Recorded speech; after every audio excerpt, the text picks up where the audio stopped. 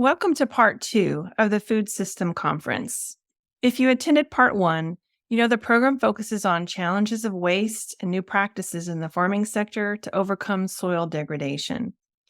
Because the scope of agriculture is so large, we felt it was important for you to be aware of innovations in science and tech that are emerging that can help farmers accelerate their capacity to respond. Traditionally, the public sector or government has been the driving force behind advances in agricultural research and development. More recently, however, the private sector has filled funding gaps with investments in agricultural innovation, employing new technologies and production techniques.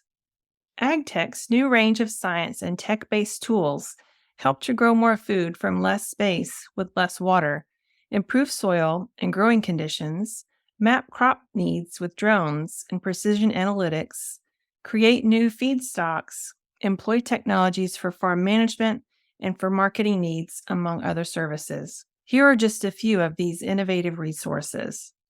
Drones are demonstrating their value for farmers by scanning the whole field and analyzing data on a micro level.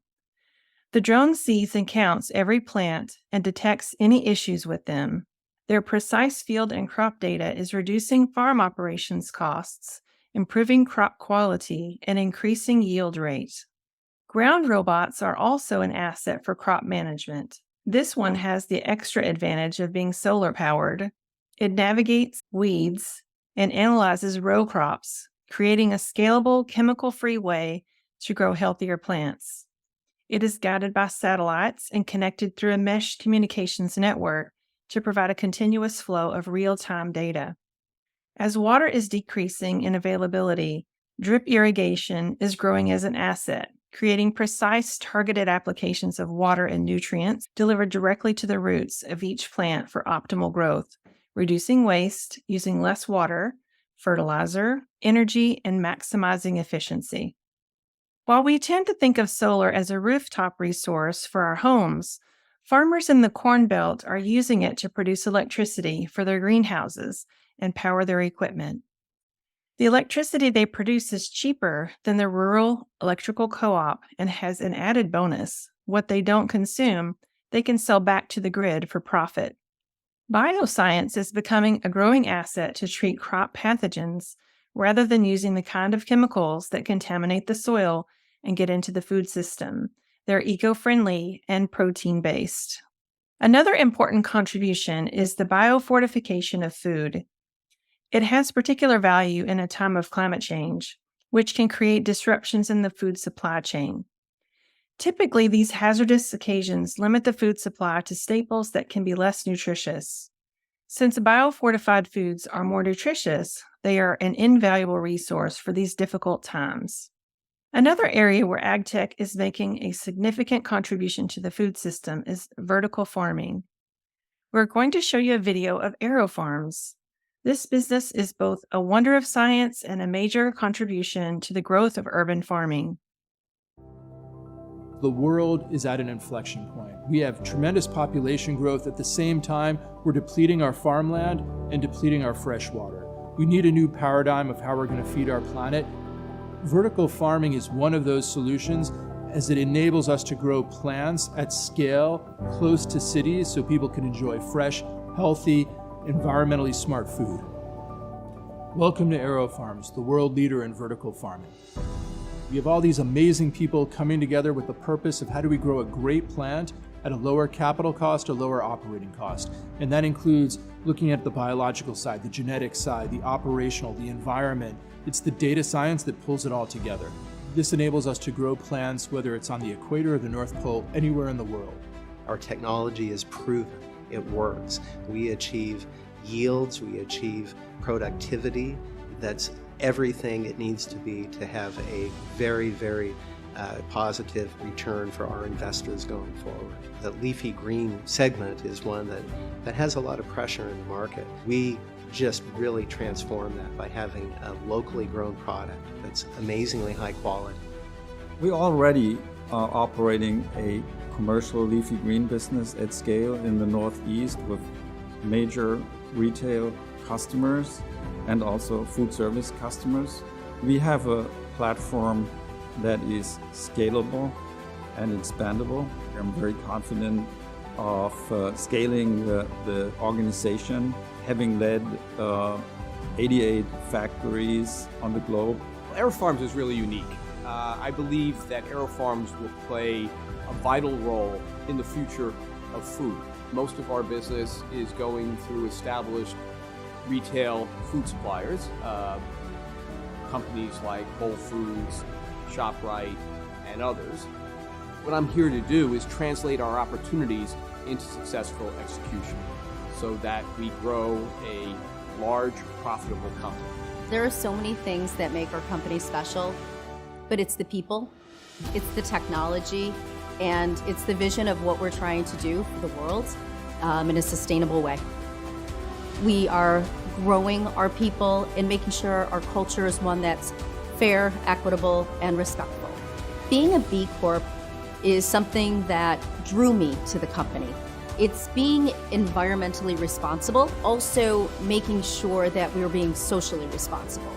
Part of the uniqueness at Aerofarms is the aeroponics. That's actually the origins of our name. We deliver a healthy oxygenation of the roots. We use up to 95% less water. We use zero pesticides, herbicides, fungicides, insecticides. We could achieve up to 390 times greater productivity per acre per year versus field farming. That's a staggering difference. We outperform both greenhouse and field farming for better productivity, quality, and efficiency. We are the team that works every day with the plants and understanding what the plants need to grow to give us the best quality product for our consumers. One of the things that we use a lot at Aerofarms is a technique called machine vision. It's like a picture, but there's way, way more to it, and this allows us to understand plants better than anyone else. The innovation at Aerofarms is multifaceted. We've grown 550 different types of plants. We have automation in seeding, harvesting, cleaning, packaging. We aim to have product in shelves within 24 hours from harvest. We collect millions of data points, inputs such as spectrum of light and what nutrients to develop unique, custom growing algorithms to improve quality, texture, and taste. We've developed our AgStack system to digitally control a farm anywhere in the world. There's a neural networking effect here that every time we grow, we learn and we become better farmers. We understand plants inside and out and are going to utilize our platform to have broader impact, whether it's in leafy greens, new crops like berries, broader applications like the pharmaceutical space or genetics, all of which we're doing today, and it's about scaling up these solutions. We actually have trademarked this concept called flavor spectrum as a full wide spectrum of colors that are really tied to like a flavor wheel, tasting notes. When we think about our product and what it's delivering for the consumer, it's sustainably grown indoors. It's no pesticides ever. It's locally grown. But more importantly, it has incredible flavor. We need to understand how we feed our planet using less resources. At Aerofarms, we could grow a plant using less water, less land, essentially doing more with less, so everyone can have access to fresh, great-tasting food 365 days a year. In addition to all the benefits we saw on the nutritional value, health, and freshness of foods, the fact that they're produced so close to urban populations is significant. Before we move on to highlight more innovations emerging in the urban farming sector, we're going to take a few minutes to review the impacts of the global farm-to-fork transportation system and the volume of greenhouse gas emissions it produces. You may think, well, that's global, but the U.S. both reflects similar conditions and imports food from around the world, so we contribute significantly to these statistics. Hello, everyone. Thanks very much for the opportunity to participate in this amazing program. I'm Mengyu, and I'm now a postdoc researcher from Integrated Sustainability Analysis Group at the University of Sydney. And in ISA, my research is more focused on the assessment of sustainability impacts at local, national, and global scales. And in the following, I'll be talking about our recent work on the footprint of global food miles, which was published in Nature Food several months ago. I would say in the latest 20 years, along with the rapid rate of globalization, we have already seen an increasing percentage of food being traded globally. And of course, global food trade is important. It provides us the nutritious access. It also really supports the global food security. But at the same time, because of the dependence of fossil fuels during transportation, so that there are environmental impacts that are caused directly from global food trade. And when we measure such environmental impacts, for example, greenhouse gas emissions from global food trade, there actually exists different definitions and scopes. So we can use food transport emissions to describe emissions associated with the transport of a certain food product from its production to its destination or to our consumption.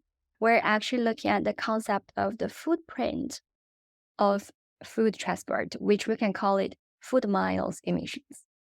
So in our work, we looked at the food mile emissions at a global scale. So starting, for example, from our global food consumption, that is what basically we eat in our daily life. And if we go one step further, our food consumption would need to draw inputs, for example, from upstream sectors such as fertilizers, vehicle manufacturing, fuel refining, and also agricultural machinery, etc. We can see clearly that supply chain would explode when more layers are included. And in our work, we really expanded the food transport emissions to include the entire upstream supply chain contributions. And there are important reasons to do. So if we look at, for example, the monetary cost of food, that is the money we pay to buy food, and such cost has already included the all upstream transportation-related costs. So this graph here really shows an overview of the carbon footprint of the global food miles. And in terms of the magnitude here, so by considering the entire supply chain, we estimated the carbon footprint of global food miles could reach 2 to 3 gigaton, depending, of course, on different assumptions on parameters. And to put such magnitude into perspective, that is representing roughly 13 to 20% of the entire food system emissions. And here the middle pie chart really shows such breakdown by different sectors. And we can see the green color really standing out. That is the fruits and vegetable sector. And this could be largely due to the cooling requirement during the transportation and also the high tonnage consumed worldwide. And we can also look at the spatial contribution. Left-hand side, we can see that large economies such as the United States, China, and also Europe are really contributing the most. We call engagement from wholesalers, retailers, and also hospitality sectors, and also investors, government, and finally our consumers to really play our own perspective role here. We all need to be part of the solution. Thank you. The impact of transportation emissions makes a valid argument for growing the urban farming sector and bringing fresh foods closer to consumers. Let's start with an urban symbol of protecting health and well-being, a medical facility. David Maffeo, Director of Facilities at the Boston Medical Center, will share how he piloted and grew a therapeutic health kitchen and a rooftop farm to serve both the medical center and the community. Today, I'd like to talk about Boston Medical Center's program called Nourishing Our Community, which is a program we've instilled since 2000. This is Lachman Hiralel. He's a diet technician here at Boston Medical, been with us for 35 years. Does a great job, worked in our kitchen for a long time, and then started the first of its kind therapeutic food pantry in the country. You can see some of the foods that we're providing to our patients who are food insecure, who have been screened for food insecurity based on some questions. They're allowed to come to the pantry a couple times a month, and we feed the entire family. And what's unique about this pantry, as you can see with the food we're providing, a lot of fruits and vegetables. It is based on therapeutic diets. So if you're diabetic, then That's what we're collecting. If you're cardiac, then that's how we're gearing the food that we give to you and your family. This is Deborah Frank, pediatrician who still is here at Boston Medical. She established the food pantry back in 2001. She was seeing a lot of pediatric children who were food insecure. She went to senior leadership and said, we have to do more for these children. They agreed and created a small food pantry because at the time, we didn't know how many patients we were going to see. So we designed it and budgeted for 50 people. It started on a small scale, and it was funded by philanthropy.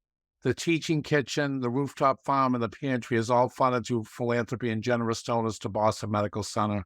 We have a food for thought dinner, which is a dinner we do annually, which we have different subjects that we want to raise money for. So it's almost like a food pharmacy. The provision of perishable goods is something that's very unique in pantries. Fresh meats, fresh vegetables, and the Greater Boston Food Bank is a great partner of ours. We couldn't do it without them. This illustrates how many patients and their families we have served. So you can see in 2002, 18,000, and back in 2017, 81,000. Pre-pandemic, we were around 80,000. So if you look at 2018 and 19, about 80,000. And then the pandemic, the numbers went down a little bit because a little less people were going to the hospital. But we did purchase vehicles and we are delivering food to the community. We served 1 million people since the program inception. This is our teaching kitchen. So what we thought about is we have this platform and vehicle to address food insecurity through our therapeutic food pantry. But what's next? We developed the idea of a teaching kitchen. As you see in this picture, this teaching kitchen is in our largest cafeteria called the Yaki Cafeteria on campus. As you can see in the picture, they're glass doors. So when we're doing a private session for bariatric patients to talk about the impact of the nutrition on their surgery or other private programs, we keep the doors shut. If we want to do something open and energetic, like an Iron Chef competition, we'll open those doors. We are also partnered with BU Medical School, who's in the middle of our campus, and we do a program called Eat to Treat, which is teaching residents and future doctors the power of nutrition for their patients. And we're also part of the Teaching Kitchen Collaborative, which is several teaching kitchens across the country who meet, share best practices, and share their content. Our teaching kitchen is run by a dietitian and a chef who works with patients in her audience on there's some of the classes: diabetes, cancer care, weight management, pediatric and geriatric nutrition, and staff wellness. Our most recent addition to our Nourishing Our Community campaign came in 2016, where we came up with the idea, wouldn't it be great to grow and feed our patients with the food we're growing? We're in an island desert here in Boston. There's not a lot of farms. We're in an urban environment. So we thought it would be great both to provide the food to the pantry, to the patients coming in, because it is therapeutic, but also to inspire those to grow on their own. We had our initial discussion in 2016. Senior leadership blessed it immediately, thought it was a great idea and would really support our work. We had some partners with Practice Green Health. John Stoddard, who I mentioned on this slide, was a great asset. He has a background in urban growing. So worked with him in April 2016 and April 2017, 2,300 milk crates with Vermont composting soil, each one with its own irrigation, was placed on the roof of our power plant.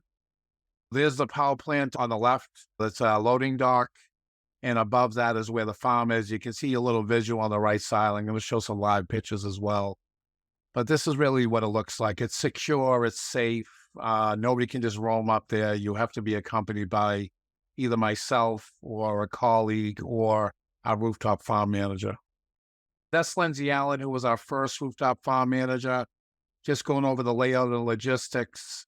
You can see in the background what I described. We are in an urban environment. Across from us is our Shapiro building, which is our busiest ambulatory care building. On the left of that is our inpatient building. When our dietary staff feed our patients, some of the food they're providing is what we grow on the roof. And we make sure the patients know, we're growing out right outside your window. in the ambulatory building. They can look down when they're on the fourth floor above, and they can see our work, and they're pretty excited about it. We've had a lot of patients volunteer to work on the roof or to view our work on the roof, which we've accommodated. This is what it looked like pre-2017. So this is the atypical look of a roof. So you can see it's usually black, not great for the environment. So another reason to do this is the sustainable reasons, the urban heat island effect, the sun bouncing off a black roof. It creates more carbon emissions. By having a green roof, it makes the building cooler in the summer, warmer in the winter. You can really see by this picture the difference. Here's when we started placing the crates down where we cover green roof. This is day one. Took about 6 hours, 20 volunteers to make this work. This is later in the season. You can see a couple volunteers helping us harvest. And we had a volunteer list that was endless. The BMC community really rallied around this. Here's a closer look at the irrigation system. So very intuitive, works off a smartphone. This is a visual of some of the vegetables that we're growing. You have imperial peppers in the middle, radishes on the right, tomatoes on the left. These are live photos of pictures that we took of what we're harvesting. And 25 different crops, and it really has evolved and changed. Year 1 and 2, we were doing the atypical different types of lettuce, tomatoes, cucumbers, peppers, that we morphed into our patient population, who are very diverse and are used to different vegetables. So we've changed our tune over the years to better complement our patients' needs. This is Lindsay Allen, who was our first rooftop farm manager. We have a new rooftop farm manager named Annabelle Rabaya, who does a great job. But this is Lindsay holding some lettuce on the roof. So where does the food go? 40% goes to food service, as I mentioned, to our patients, on our salad bars in the retail. We also have a farmers market weekly in that Shapiro building, where we're practically giving the food away. We just want to make sure that our community has access to it. And then the rest of it goes to the food pantry, where you saw Latchman in that first slide. We wanted to build a food resilient infrastructure in the community we serve. Food insecurity is extremely prevalent in our community. So we want to inspire those to do more at home. We have summer camp for kids, volunteers and workshops, teaching kitchen demonstrations. And we also have 100,000 honeybees, and we harvest the honey and we use it for recognition. We put it in little jars, and if our housekeeping staff are doing a great job, I'll give them a jar of honey, or other staff in general. So we also do container gardening videos on the external site. We have Fridays on the farm where we teach people how to grow. I love this picture because it's our first volunteer class. This is a hybrid of everybody that really pulled it together. So you can see the gentleman in the green shirt is John Stoddard, who I mentioned. Could not have done it without him. Lindsay in the purple shirt. And then the rest of some of my employees, I'm the Senior Director of Support Services here. Also just donors and volunteers and you name it. Just people that wanted to make a difference that came out over that summer to make it happen. It's really changed the way we look at our menus and our cafeterias. If we're growing spinach, we'll put that on the patient menu, bok choy, different types of lettuce. So we've really been creative with our chefs. The farmers market's been very successful.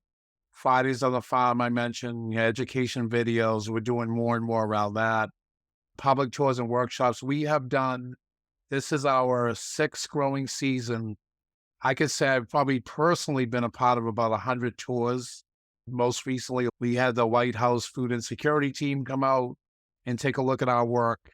We've had people from all kinds of countries, hospitals, other businesses come visit us or call us, and we love to share best practices, and hopefully this could be replicated across the world.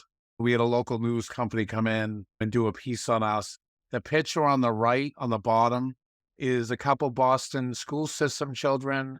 We had a program where 250 school kids one summer would come do a half day on the farm, harvest, do a half day in the teaching kitchen, and we teach them some basic preparation skills and teach them how to harvest. We created a long-term vision to make Boston the healthiest urban population in the world. We know the way to do that is to create better nutrition, better awareness around nutrition, and, as I mentioned, a food resilient infrastructure. Wellness series of community clinics, Facebook Live classes, videotaping in our teaching kitchen, group medical visits. The sky's the limit on kind of the future, what we're trying to do. We did a lot of virtual during the pandemic. We're back live now, but we got a lot of success virtually as well. So we're keeping that in our back pocket to do virtual, maybe a hybrid between live and virtual. I mentioned Friday on the Farm, Facebook, BMC Twitter. We do a lot of marketing and advertising, and then Instagram as well. So we're really using social media to tell the story, to create awareness, and to create some excitement around this work. And I'll end on this. This is a nice picture at night. That's a bridge that connects the buildings where the food is taking through, goes down to the kitchen, gets washed, then it goes to the various sites that I mentioned. Thanks again for listening, and hope you have a great day. For all the distancing from nature experienced by people who live in cities, it is interesting to see how compelling the art of growing food is to those who live in urban areas, as validated by the number of volunteers who joined the Rooftop Farm project. There are over 29,000 community gardens in the 100 largest U.S. cities. Common reasons people have for gardening participation are access to foods, health benefits, and to enjoy nature.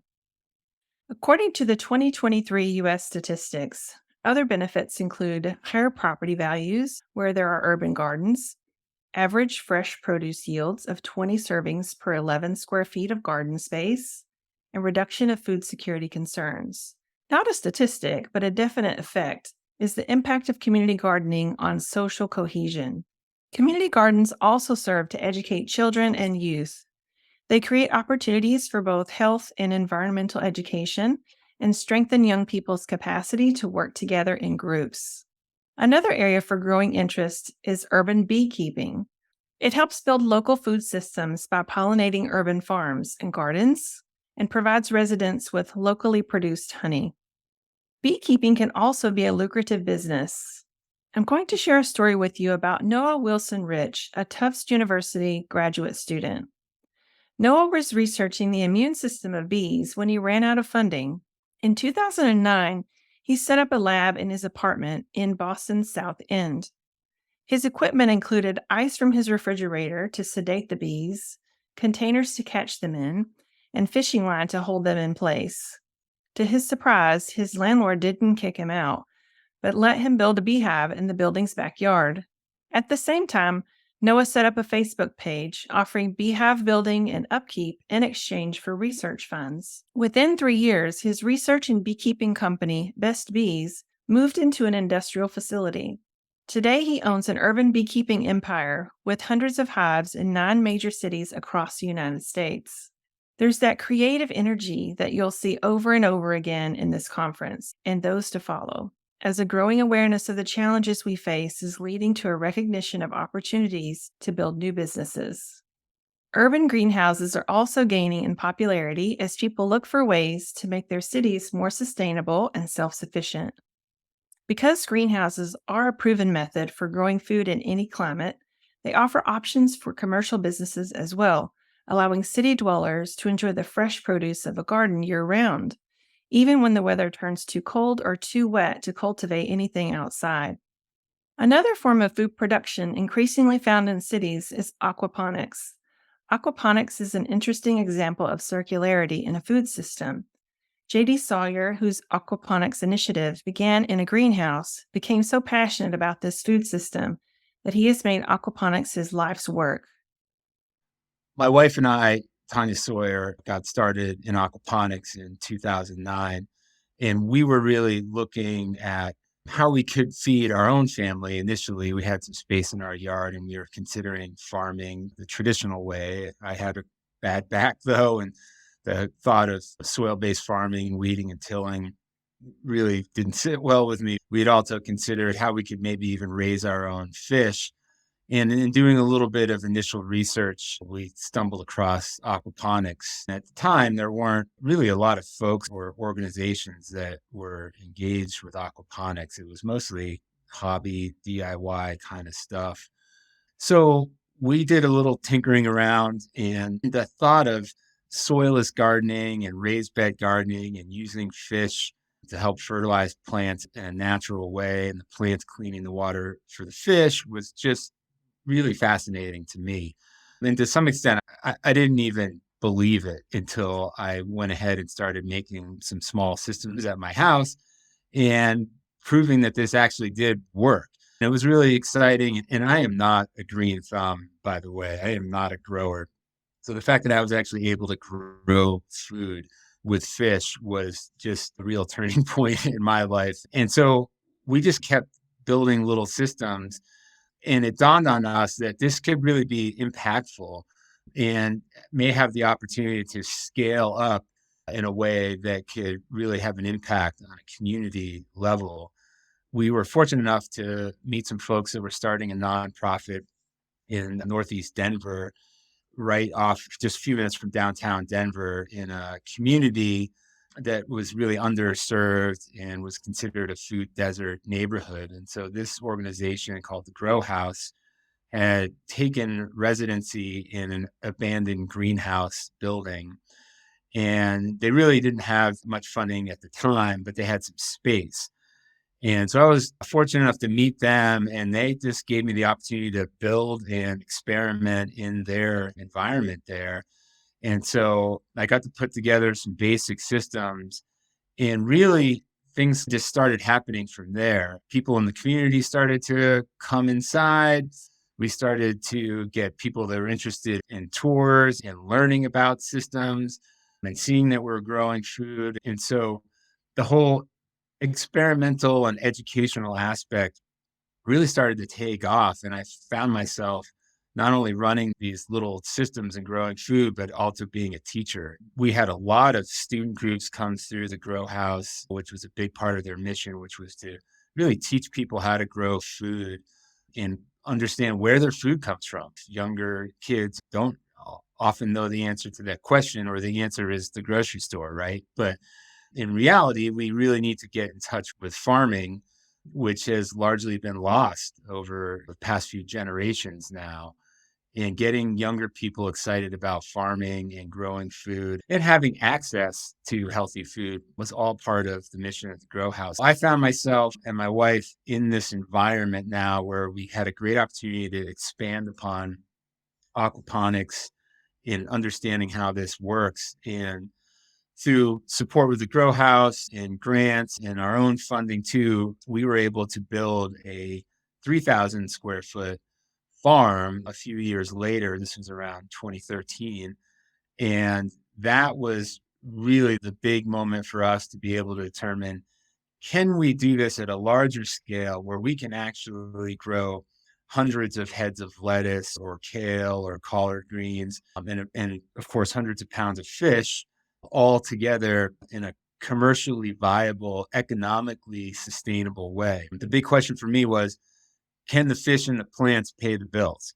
I had already understood and was comfortable that the ecology of the system worked, but whether or not it was actually financially sound, and could this actually be a way to farm and grow food for the future of our communities, was the big question. This was in a neighborhood that was considered one of the most polluted zip codes in Colorado. And the fact that we were able to actually grow food week in and week out for several years in this neighborhood was just an incredibly empowering feeling for us. We were fully committed that this is what we were going to do for the rest of our lives. Teach people how to grow food, design and build and install aquaponics systems, and just become part of the food solution.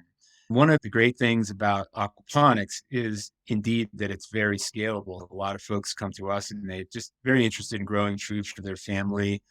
And you can build a small aquaponics system and grow a small amount of fish and grow crops. And you could do that in your basement or your small greenhouse. We do a lot of systems like that for schools too. It's just a wonderful learning tool with all the emphasis that there is on the STEM subjects in particular. Everything that is involved in science, technology, engineering, math is all inherently part of an aquaponics system. And even much more, the business, economics, nutrition, culinary, food safety, on and on. It's just such a wonderful learning tool. And I can certainly tell you from experience, all the times that we had young students come into the Grow House and see the systems, and particularly when you have live fish in there that they can see and interact with and feed. It's fun, and they would just light up. And it told me that the younger generation could actually get excited about growing food and farming again, because this is absolutely so desperately critical for our planet, is for us to be able to grow food in more sustainable ways and grow food nearer to the consumer. Where aquaponics can have a huge impact is in urban environments where a good majority of our population lives. We can actually build and install systems in warehouses, greenhouses, vacant space. There's been all kinds of different types of installations, rooftop systems. But the big point being that we can get the food close to the consumer, which eliminates or significantly minimizes the food transportation miles that go into most of the products that we eat. A head of lettuce can travel 1,500 miles, oftentimes from California or maybe Mexico, before it gets to your plate. And that has a tremendous impact. There's a carbon footprint, and there's also loss of nutritional value in the time it takes to harvest, package, distribute, put it on the shelf. Some of that healthy food that you see in the grocery store has lost some nutritional value just through that transportation process. We can actually get this food closer to the consumer, so they are eating it much closer to the time in which it's been harvested, so it has better nutritional value, minimizes that transportation cost and carbon footprint, and helps to support what some will call the local food shed, making our local communities more food resilient. Because we've already seen during the COVID period, and even with other climate related disasters, where the distribution network can be disrupted. So the more we can grow food in urban environments and communities, the more resilient, and it also keeps the money and the jobs in those communities as well. There's schools and universities that are adopting degree programs around aquaponics, hydroponics, controlled environment agriculture. And this is starting to really trend in the right direction. And the other big benefit to aquaponics that I'll just add to is the water conservation aspect. In an aquaponic system, we've got fish in tanks, and we're using that water from the fish, that nutrient-rich effluent from the fish, to grow plants.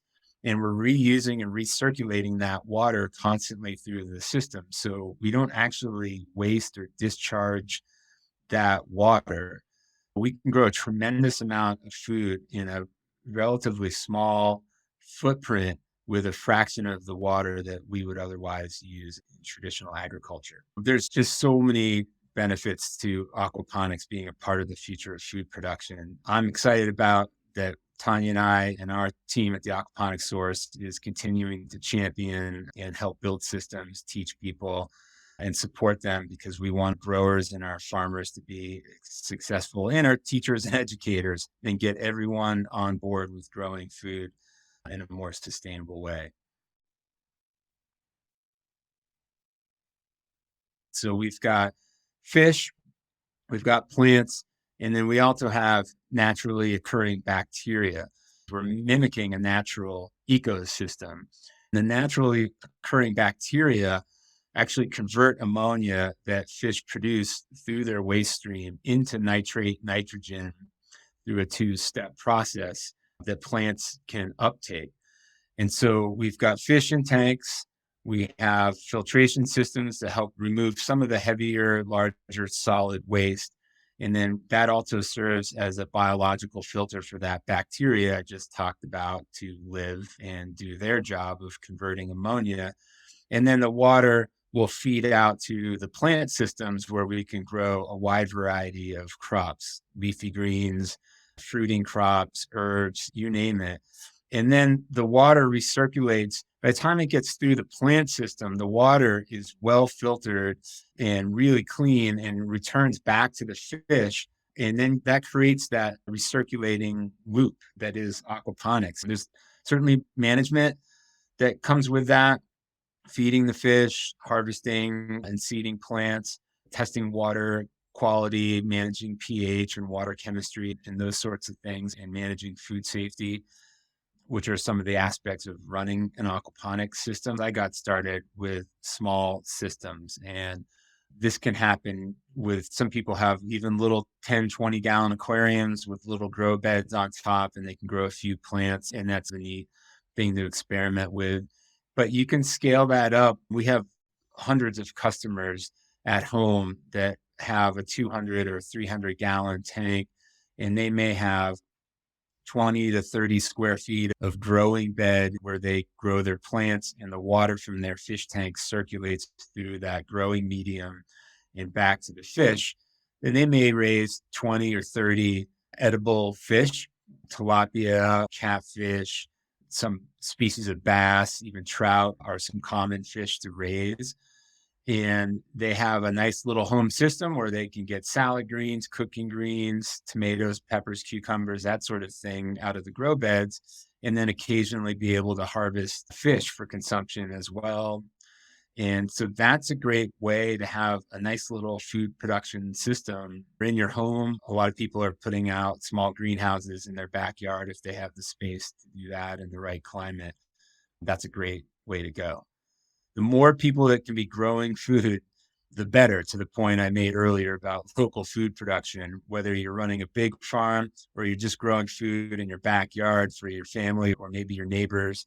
The important thing to take away with aquaponics is that we need to continue and increase growing food in our communities locally and doing it in a more sustainable way, so we can minimize reliance on the food distribution system, which is fragile. We can have fresher, healthier products right in our communities. We can grow a tremendous amount of food in a very small footprint with aquaponics. And we don't have tons of space in our cities, but we have opportunities to use vacant warehouses, greenhouse space, rooftop spaces, areas just outside of the city.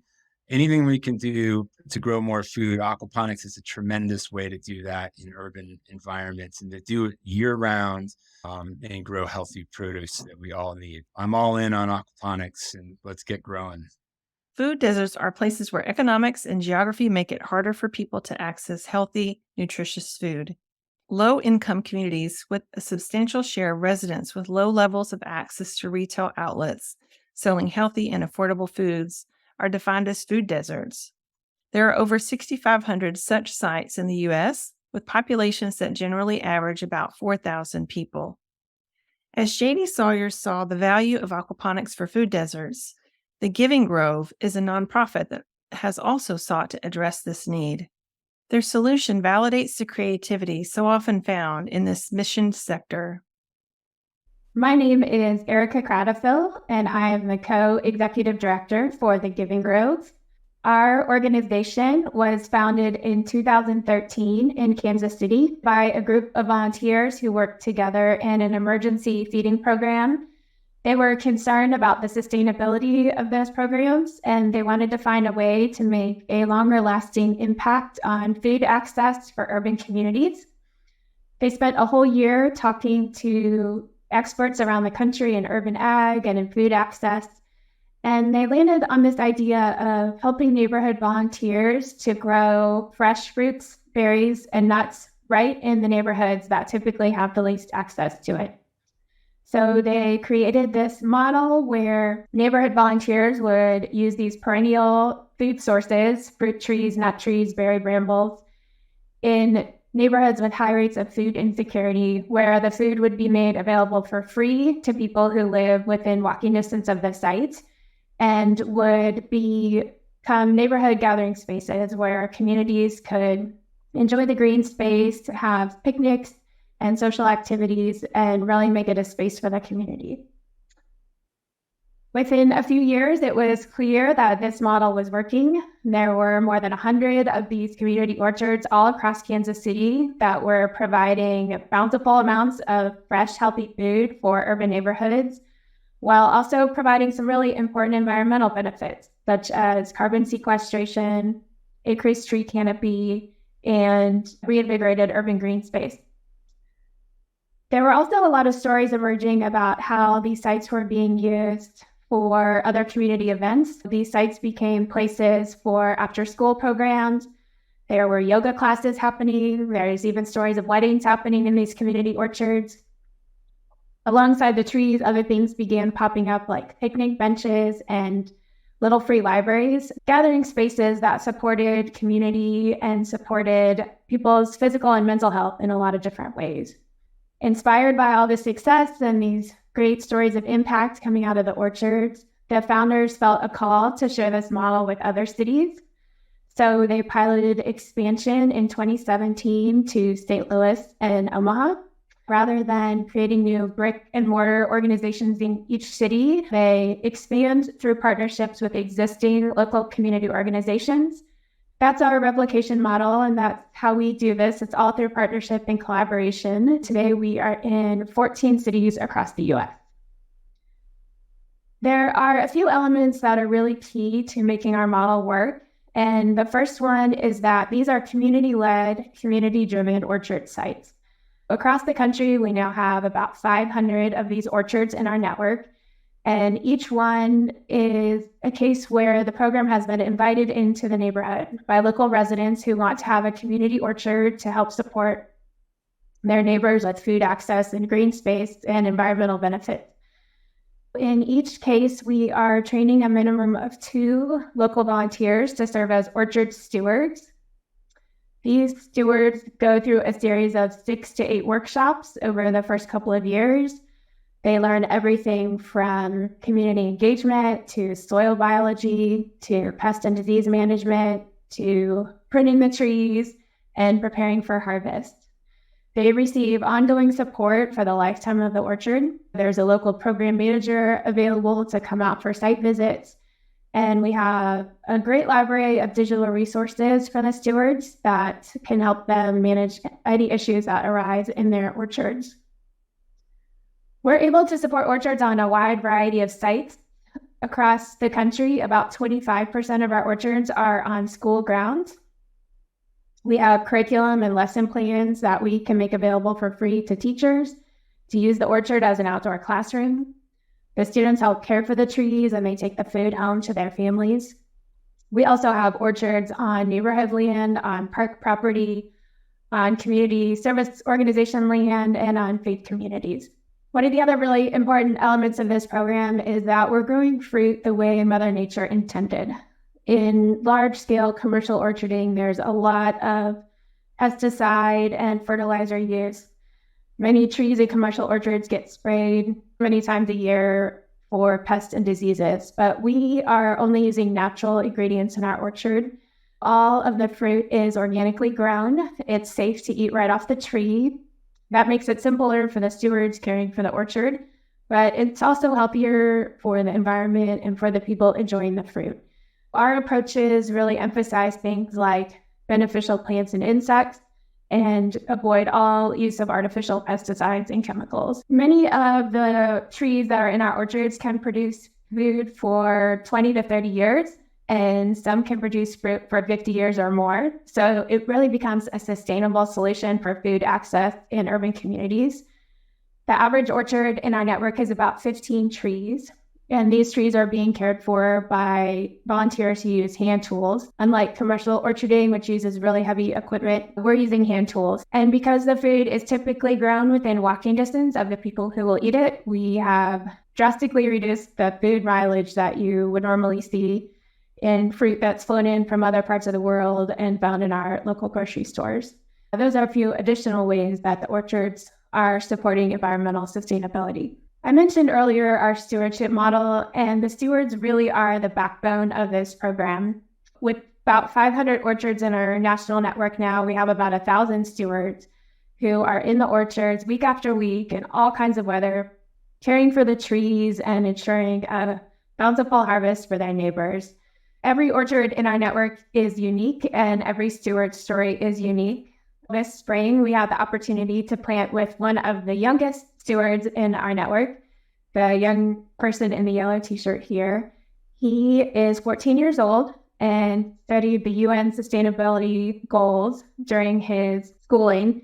He became concerned about the lack of tree canopy in his neighborhood and about the lack of fresh food access. So He got together with his soccer team and made some plans to plant a community orchard outside their practice facility and use the food from that orchard to support their community. We were out with their team on Earth Day this year, planting trees, and it's been a joy to work with them and to see their excitement for watching those trees grow and helping to provide these really important environmental benefits and food access for their community. Another element that's really important to our program is selecting the right plant material. Since we are not using artificial pesticides and chemicals, we are really relying on varieties of plants that are pest resistant and disease resistant and have been really carefully selected for where they're grown. So they are appropriate to the climate and they are known to be productive in an urban environment. It's really important to us that neighborhoods have a voice and a choice in what they are growing. So we have about 70 different cultivars that represent about 20 species of fruits and nuts in our portfolio. Our staff is available to help the neighborhood think through what makes sense, what land they have available, for the amount of time they have to commit to caring for the trees. But in the end, it's the neighborhood's choice about what they grow. That gives them the opportunity to choose things that are culturally relevant or that they're interested in having. We work with them to understand the time commitment for each of the trees and what those maintenance requirements look like. Many of our orchards, you'll find apples, pears, peaches. Many have berries and cherries. We also do a lot of native plants, so that would include pawpaw fruit, persimmons, some native berries. In some communities, you'll find that our orchards have jujubes, which are a tree native to Asia, and those are really important in some cultures to have access to that fruit. So for all those reasons, we want to make sure that the neighborhood has a choice in what they're growing and in what they are eating. We really want this to be a neighborhood asset, and we emphasize that from the beginning. We also emphasize the importance of biodiversity. If a neighborhood were to come to us and say they wanted to plant an orchard of all peach trees, we would talk to them about the importance of making sure there's biodiversity so that if there is a late frost that year or if there's a pest or disease that preys on peach trees, we wouldn't want them to lose their entire harvest. We encourage neighborhoods to have a mix of different kinds of fruits and berries that allows for harvest timing all throughout the year. You may have a cherry that's ready early in the summer, and then trees that harvest midsummer, and then another group of trees that you would harvest in the fall. So that helps with the harvest timing, and it also helps to avoid some of those risks that can come from pest or diseases wiping out a whole species in one season.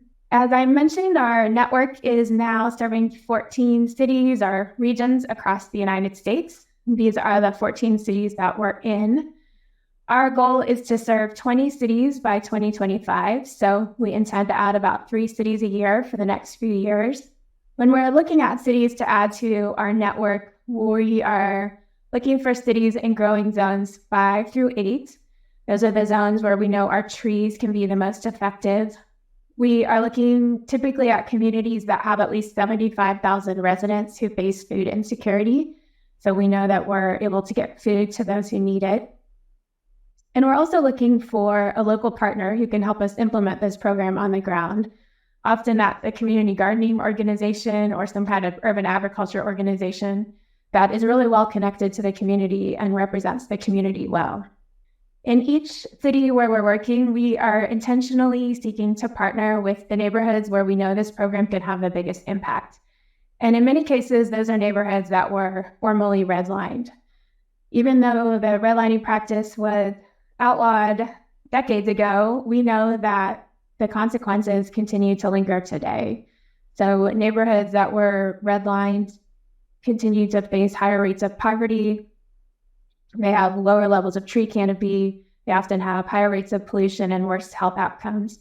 These are all things that we know that community orchards can help address. So we're very intentional about where these programs are located and who they are serving, because we want to make sure that we're having the biggest impact that we can.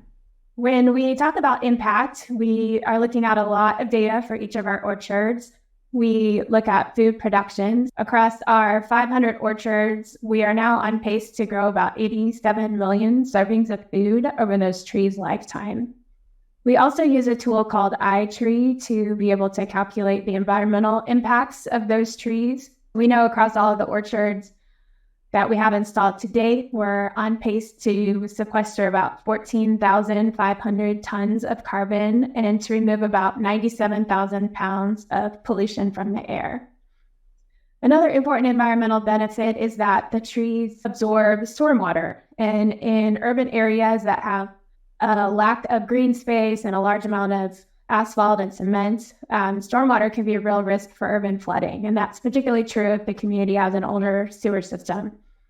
So these trees can make a big impact in neighborhoods that would be at risk for urban flooding as well. In addition to these numbers that we can quantify, we know there are a lot of other benefits for the orchards. We know that they have a really meaningful impact on mental health. There are a lot of studies that point to improved mental health from time spent in green space and from time spent in nature. We also know that they deepen community connections. We've heard so many stories of neighbors meeting one another in the orchard, spending time together and building community. Each of our orchards is within walking distance of about 1,000 people. For the 500 orchards that are currently in our network, that means that we have a site within walking distance of about 500,000 people in the US. We take a look at the demographics around age and racial and ethnic diversity and income to be sure that we're reaching the people that we think can most benefit from the additional green space and the fresh food access the orchards provide. Anyone who's interested in becoming involved in the orchard can check out our website and see the program closest to them and get the contact information for that.